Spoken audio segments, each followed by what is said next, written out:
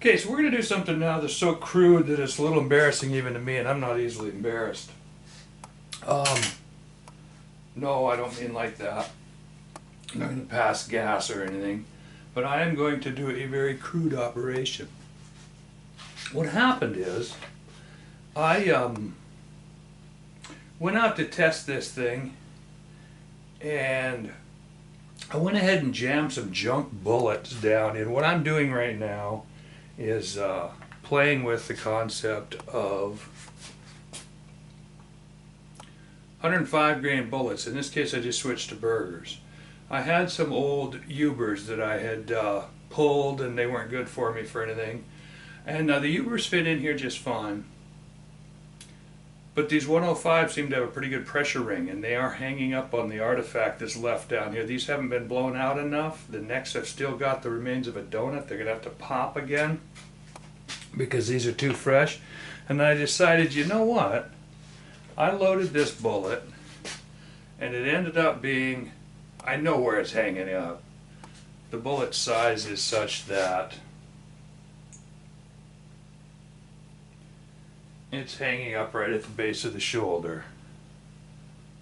So I decided, without further ado, first of all, let me explain that I got 108 grain bullets with, I'm going to say it. I can say it on here. I'm a little trained from Bench Rest Central to never share loads, but I can share loads here. I put 30 grains of Varget into my PPC case, which is slightly larger than a standard PPC. Slightly, like, probably holds 20 more kernels. But no free bore. We're talking the factory, maybe 20 thou free bore on that reamer. I can't remember. It's probably a 0. But the point is, those bullets were seated way down into the powder column.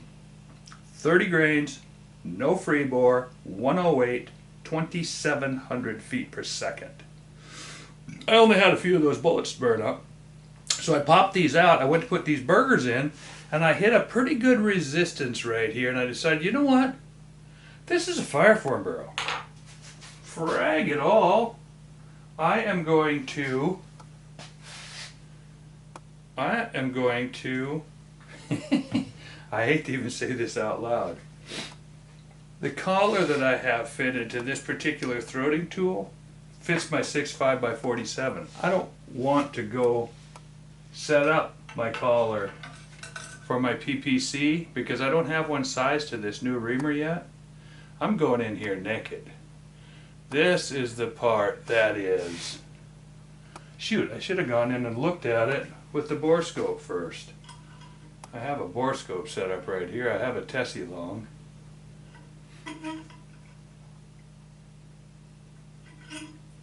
This thing cuts so easy, but I've done it enough. I'm so good at it. I'm free banging this. But it is a fireform chamber. I'm going to spin that out a couple times with my fingers. Maybe brush off loose edges. Don't do this at home, people.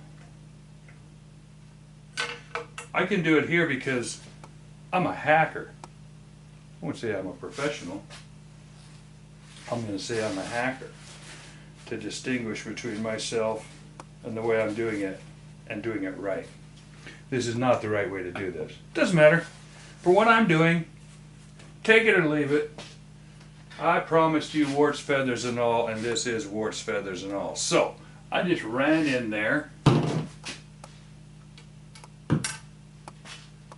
And that one's on the floor, so I'm not going to reuse it. I just ran into a PPC chamber with a close-sized bushing, because I sized it. I didn't even spend much time sizing that bushing. Ooh, I don't like stainless on stainless. Oh, that's not stainless. Chromoly barrel, maybe I'm okay. Okay, so let's go in there now and take a look. I have the test log set up ahead of time here. I did get some stuff done, I just didn't do anything. And I was supposed to, my whole plan was to test log this thing before we touched it.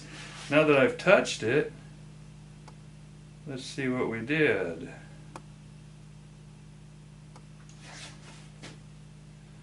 Well, what we did was we cut some on the lands. We knocked quite a bit off. I don't know how much we increased the freeboard though.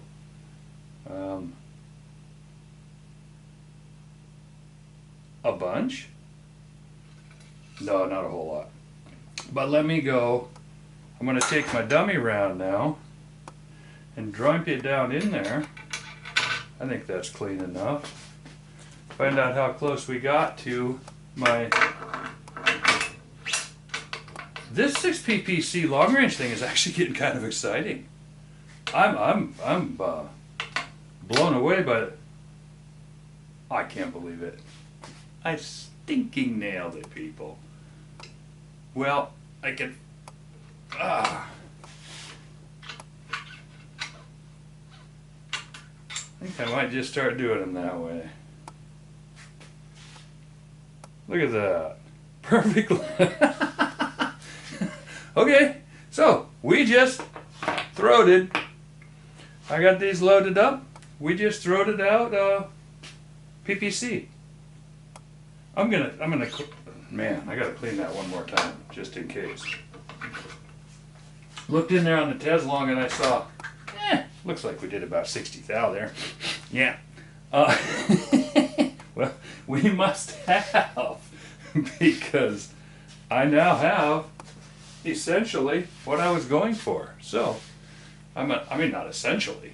I'm talking, I had feel, I had it all. So now what we're gonna do, this is where it gets really weird. We are going to go out, turn on the camera. First I've got to load these. So I might as well just keep the camera running. We're out with this. We're off with this. We're going back there. We're taking the gun out of the vise because she is ready.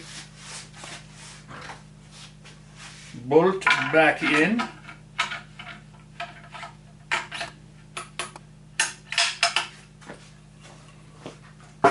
Stick it on the camera cart. Turn the old camera cart over here. Again, we're using up old bullets here. We're just, this is the crudest,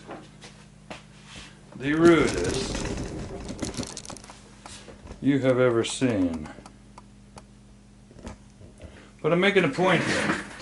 No, I'm not really making a point. I need to check. Yep, 30 grains of vargot in there. I can see it. I have got a cobbled together deed here.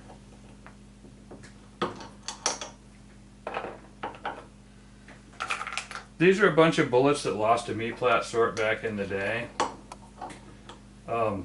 Nowadays I don't even, come on, I don't even deal with that.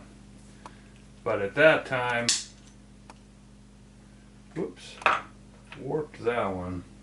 These necks are tri-necks. These are necks that are all funky sized. I'm wrecking these cases.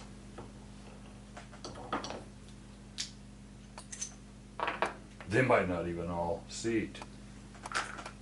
Don't know if I got them all deep enough. But these are all seated to different depths, different everything.